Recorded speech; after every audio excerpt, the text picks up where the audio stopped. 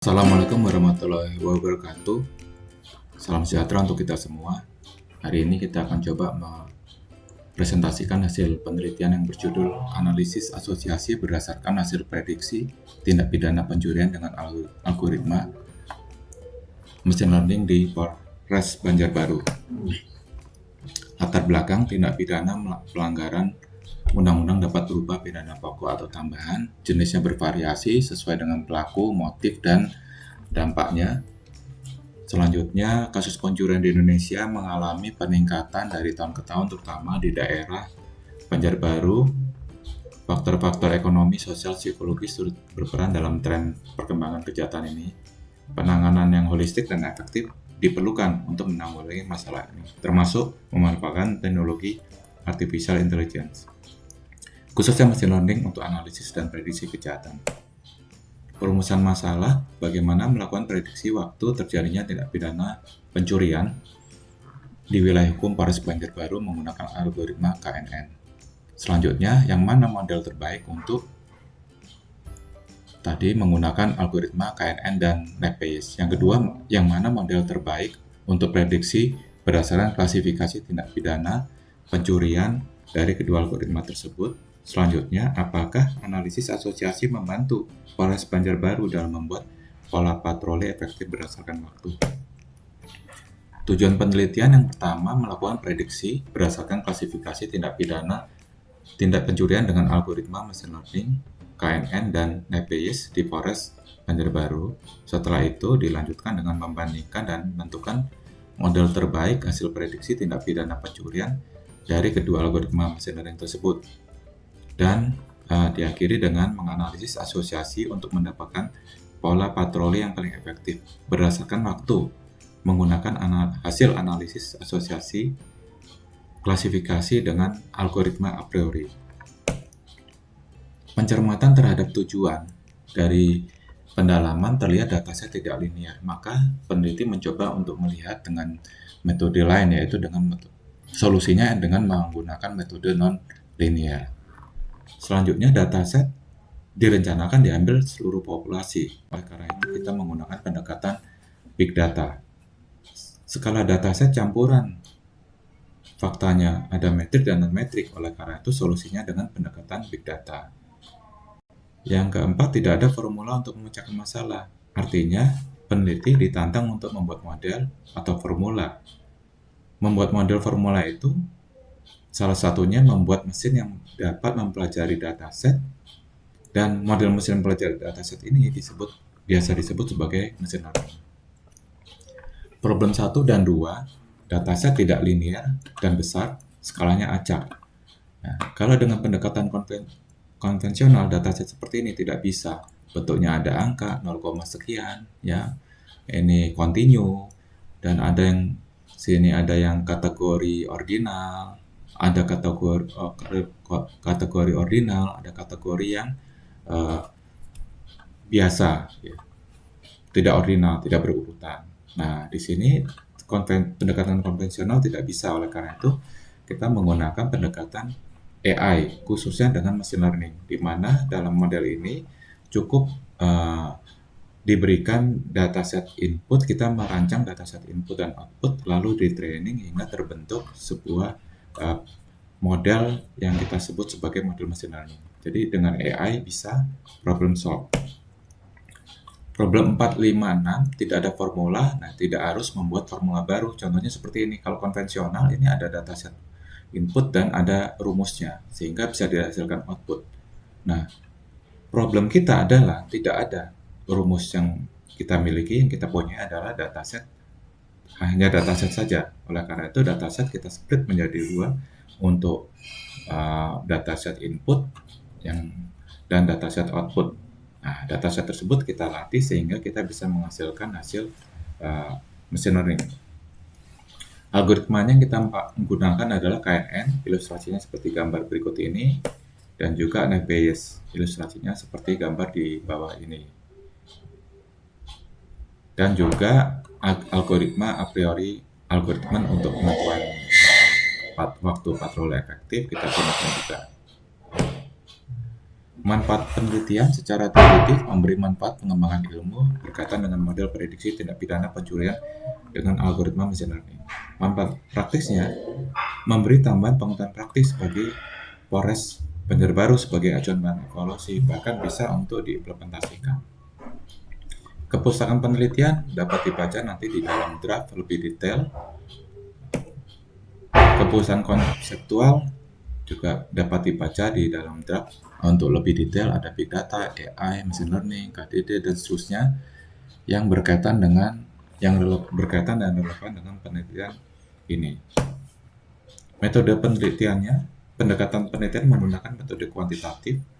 Metode penelitian menerapkan metode solusi AI, machine learning, kombinasi antara matematis, statistis, dan heuristik. Mengutip pendapat Alexander Amini 2021, any techniques which enable computer mimic human behavior. Populasi dan sampel menggunakan populasi berupa laporan polisi korban pencurian di wilayah Polresta Banjarbaru. Big data karena menggunakan seluruh laporan.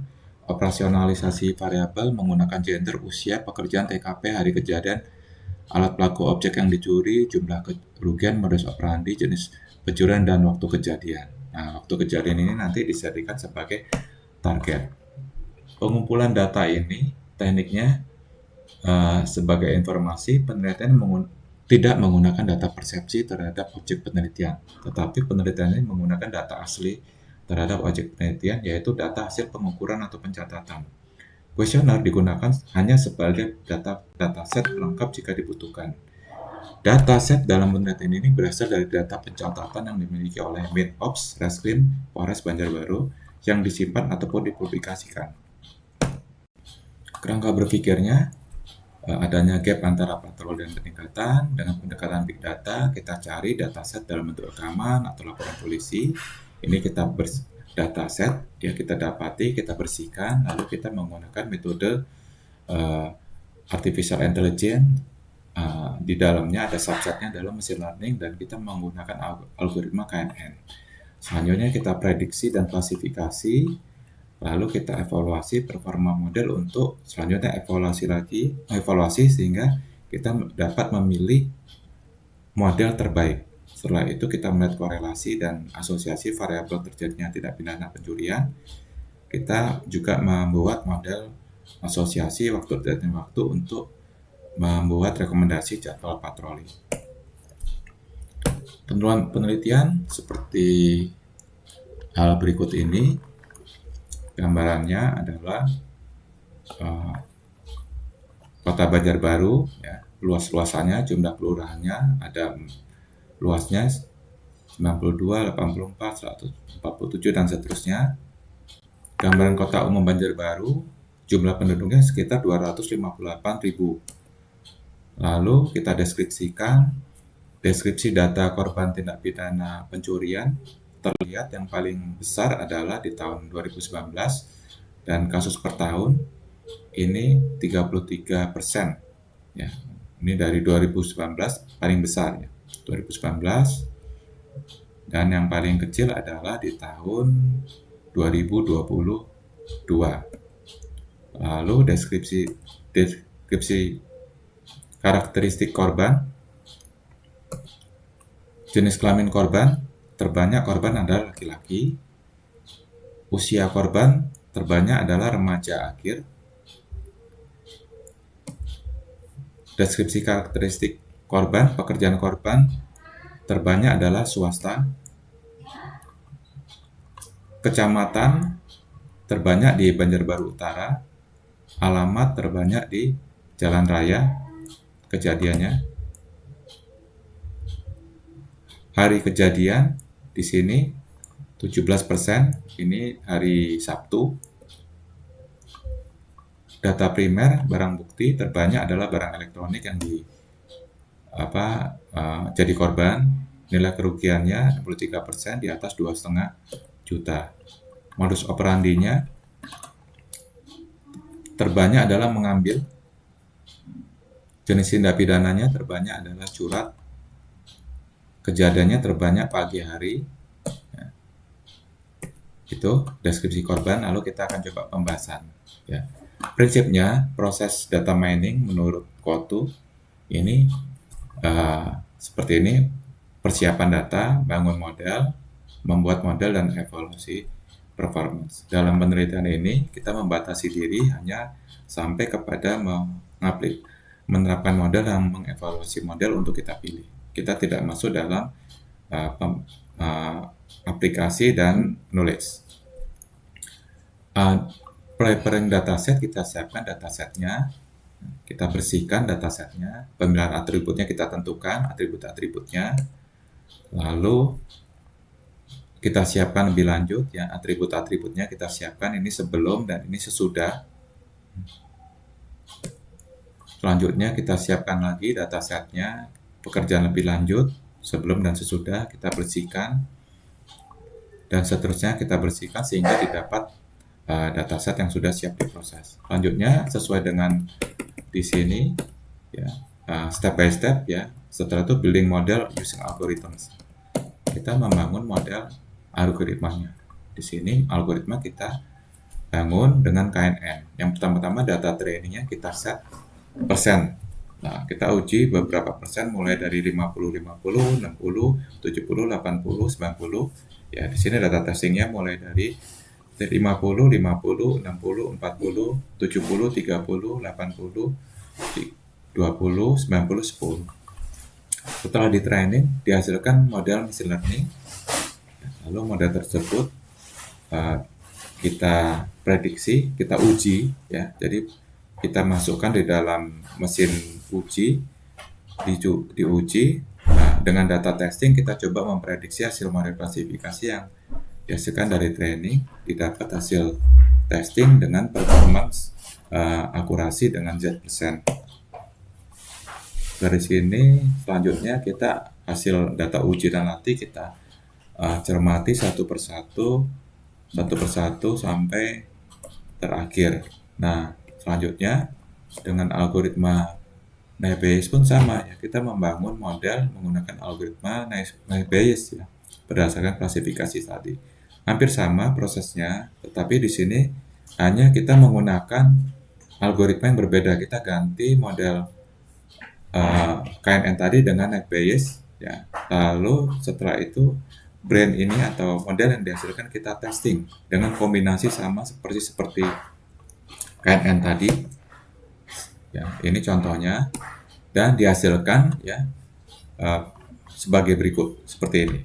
Ya, dengan kombinasi KNN itu 90%, 10%, dapat 93% dan Naive Bayes terbaiknya 0,3%. Kalau kita adu maka terbaik adalah 93%. Namun nanti kita akan cermati lagi ya, apakah 90%, 10% ini cukup efisien ya, mengingat jumlah dataset yang dibutuhkan cukup besar. Ya, jadi nanti kita akan cek ya, apakah kita cukup ya menggunakan 70-30. Karena kita hanya menggunakan dataset lebih sedikit. Karena 91% pun sudah cukup tinggi. Nah, nanti sehingga di kesimpulan perlu juga dicantumkan ini. Hasil analisis asosiasi ya dihasilkan seperti ini. Ini jadwal rekomendasi. Kita belum sampai, penelitiannya belum sampai menyelesaikan secara tuntas ya asosiasi yang akan kita gunakan untuk rekomendasi. Dalam penelitian kesimpulannya, dalam penelitian klasifikasi dan prediksi waktu terjadinya tindak pidana pencurian di wilayah hukum Polres Banjarbaru, penggunaan algoritma KNN dengan rasio pembagian data training yang terbaik adalah rasio 10% dengan K3 93%. Sedangkan Naive Bayes itu 31% didapat dengan rasio data training dan testing 50-50. Oleh karena itu, peneliti memilih algoritma Naive Bayes sebagai model terbaik dengan pembagian data 90-10%. Ya, 93 dengan hasil akurasi 93%. Namun demikian, peneliti juga akan meneliti lagi berkaitan dengan efisiensi penggunaan dataset training dan testing. Ya, bisa jadi nanti kesimpulan yang terbaik adalah dengan KNN dengan model 70-30%. Untuk asosiasi analisis asosiasi. Jadi peneliti mengidentifikasi variabel dominan terkait jenis kejahatan, lokasi kejadian di Kota Banjarbaru dengan tujuan meningkatkan efektivitas pola patroli untuk mendukung hukum yang lebih efisien oleh Polres Banjarbaru. Jadi kesimpulan ini nanti bisa diteruskan untuk penelitian berikutnya. Terima kasih atas paparan ini. Terima kasih atas perhatiannya dalam paparan ini. Semoga dapat bermanfaat. Assalamualaikum warahmatullahi wabarakatuh. Salam sejahtera untuk kita semua. Om Swastiastu.